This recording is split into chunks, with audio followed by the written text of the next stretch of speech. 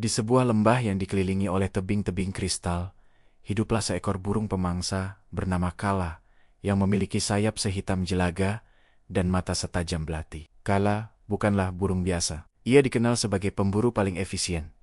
Namun di dalam dadanya bersemayam rasa lapar yang tidak pernah bisa dipadamkan oleh daging apapun. Setiap pagi, Kala bertengger di dahan pohon ok kuno, mengawasi sungai perak yang mengalir di bawahnya dengan penuh ambisi dan kecurigaan terhadap burung lain. Baginya, setiap makhluk yang melintasi wilayahnya adalah ancaman bagi kelimpahan yang seharusnya ia miliki sendirian. Suatu hari, ketika matahari berada tepat di atas kepala, Kala berhasil menangkap seekor ikan besar dengan sisik yang berkilauan seperti kepingan emas murni. Ikan itu begitu berat, hingga cengkeraman Kala harus sangat kuat, agar tangkapannya tidak jatuh kembali ke aliran sungai yang deras. Dengan perasaan bangga yang meluap, Kala terbang rendah di atas permukaan air, berniat membawa harta karunia itu ke sarang rahasia di puncak tebing.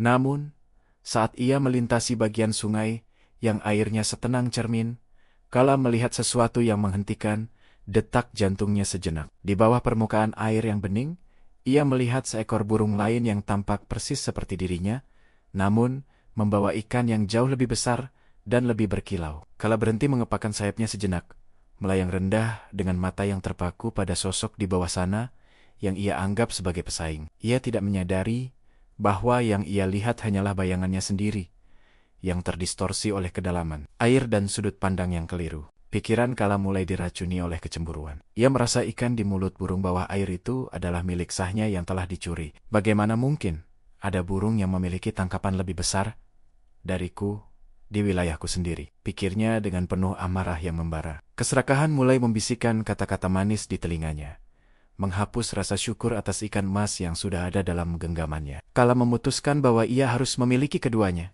Ia menginginkan ikan miliknya dan ikan yang dibawa oleh bayangannya. Tanpa berpikir panjang mengenai hukum alam atau logika, Kala membuka paruhnya lebar-lebar untuk mengintimidasi lawan imajiner tersebut. Saat paruhnya terbuka, ikan emas yang ia tangkap dengan susah payah jatuh dengan suara ceburan kecil, langsung tenggelam ke dasar sungai yang gelap. Kala tertegun, namun bukannya menyadari kesalahannya.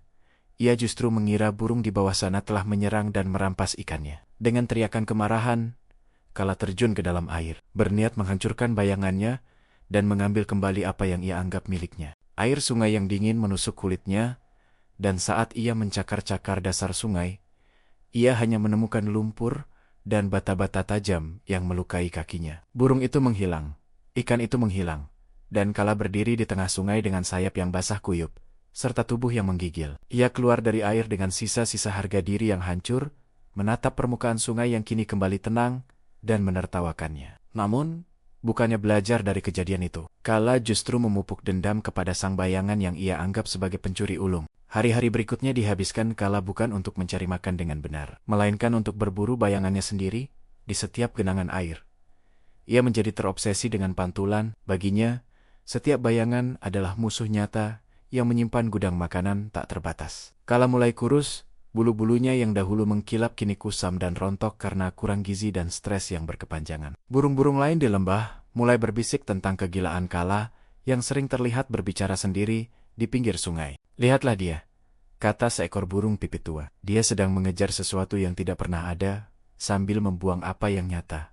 Kala mengabaikan semua peringatan. Ia merasa dirinya lebih pintar, karena ia telah melihat kebenaran di bawah permukaan air. Suatu sore, ia menemukan sebuah danau terpencil di puncak gunung yang airnya sangat jernih, hingga seolah-olah tidak ada jarak antara udara dan dasar danau. Di sana, Kala melihat bayangannya kembali, kali ini tampak lebih megah dengan latar belakang langit senja yang kemerahan.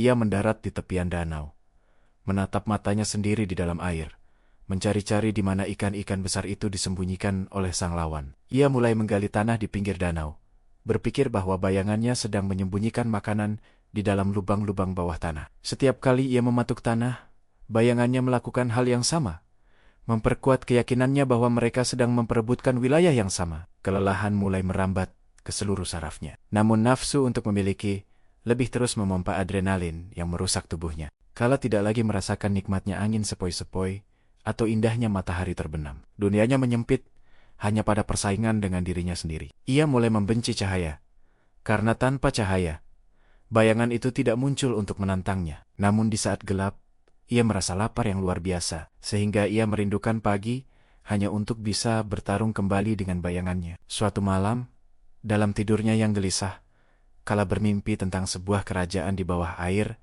di mana semua ikan di dunia berkumpul. Dalam mimpinya, ia adalah raja di sana, namun ia harus melepaskan sayapnya agar bisa menyelam selamanya dan menguasai harta itu. Saat terbangun, Kala merasa mimpi itu adalah sebuah petunjuk suci untuk mengakhiri penderitaannya dan mendapatkan kekayaan abadi. Ia kembali ke sungai tempat ia pertama kali kehilangan ikan emasnya, yakin bahwa pintu masuk ke kerajaan itu ada di sana. Matahari bersinar terik, menciptakan bayangan yang sangat kontras dan jelas di atas pasir sungai yang putih.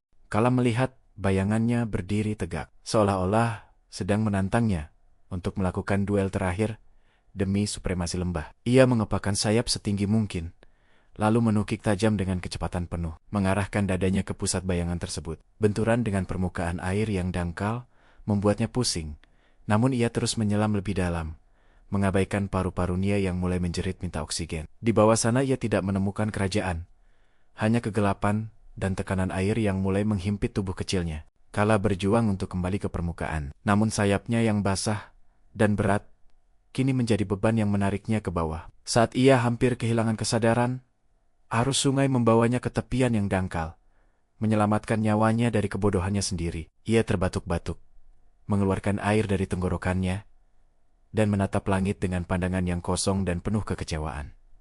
"Mengapa aku tidak bisa menang?" bisiknya dengan suara yang serak. Mengapa dia selalu lebih kuat dan lebih cepat dariku? Ia tidak pernah bertanya siapa dia, karena dalam pikiran yang penuh keserakahan, tidak ada ruang untuk introspeksi. Kala memutuskan untuk bermigrasi, berpikir bahwa jika ia pindah ke tempat lain, bayangan itu tidak akan bisa mengikutinya. Ia terbang berhari-hari melintasi padang pasir yang luas, di mana matahari membakar punggungnya tanpa ampun. Di padang pasir, tidak ada air untuk menciptakan bayangan. Namun bayangan Kala tetap setia mengikuti di atas pasir yang panas. Melihat bayangan hitam yang bergerak di bawahnya, Kala merasa diikuti oleh iblis yang ingin mencuri keberhasilannya melintasi gurun. Ia terbang lebih tinggi, berusaha menjauh dari tanah, namun bayangan itu hanya menjadi lebih kecil dan lebih tajam, seolah sedang mengejeknya. Ia terbang lebih rendah, mencoba menyerang bayangan itu dengan cakarnya, namun ia hanya menendang debu yang masuk ke matanya. Kehausan mulai mencekik lehernya, namun setiap kali ia menemukan oase, ia takut untuk minum,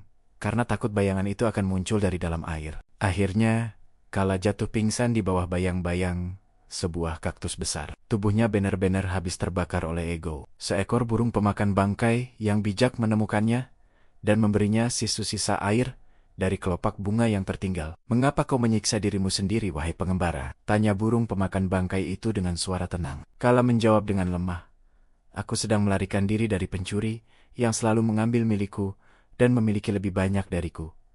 Burung pemakan bangkai itu tertawa kecil, suaranya terdengar seperti gesekan tulang kering. "Pencuri itu adalah ciptaanmu sendiri. Dia tidak punya kehendak, tidak punya tangan, dan tidak punya perut untuk merasa lapar," ucapnya.